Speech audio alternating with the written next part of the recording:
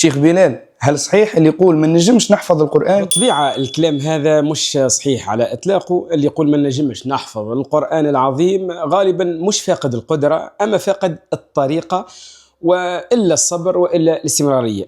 الحفظ مش مهبة خارقة، هو رزق من عند ربي سبحانه وتعالى، مع شوية تعب. خلينا نقول شوية، ما نقولش برشا، خاطر اللي يبدأ يتذوق الرحلة مع حفظ كلام ربي سبحانه وتعالى خلينا نقول شوية تعب فقط. شوف نقول لك كيفاش القرآن العظيم راهو ما يتحفظش مرة واحدة، يتحفظ بشوية بشوية، آية آية، اسطر اسطر.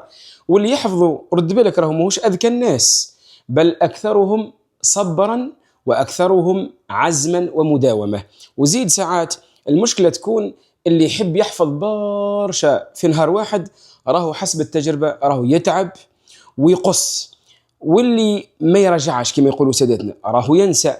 اللي عنده برنامج واضح راهو ينجح، أما اللي ما عندوش برنامج واضح راهو يضيع. أما الحقيقة أي واحد ينجم يحفظ كلام ربي سبحانه وتعالى إذا يحب يصبر ويشد صحيح.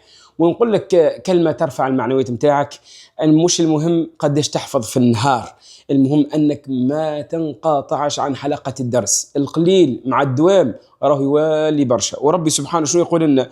يقول ولقد يسرنا القرآن للذكر فهل من مدكر. يعني ربي سبحانه وتعالى يسهل لنا القرآن، واحنا علينا أن نسعاه ونشده صحيح. والناس كلها تعرف أنه اللي يشد في ربي سبحانه وتعالى ما يخيبش. لكن عاود نقول لك راه وحدك ما تنجمش تحفظ، يلزم يكون عندك معلم كما كان عند سيدنا عليه الصلاة والسلام اللي هو سيدنا جبريل عليه السلام، اللي ربي سبحانه وتعالى قال في مطلع سورة النجم على هذا المعلم الكريم، قال علمه شديد القوى ذو مرة فاستوى. إن شاء الله ربي سبحانه وتعالى يجعلنا من الذين يداومون الجلوس مع القرآن، ونسأل الله تبارك وتعالى أن يستودع سبحانه وتعالى كلامه في ذاكرتنا. والسلام عليكم ورحمة الله تعالى وبركاته.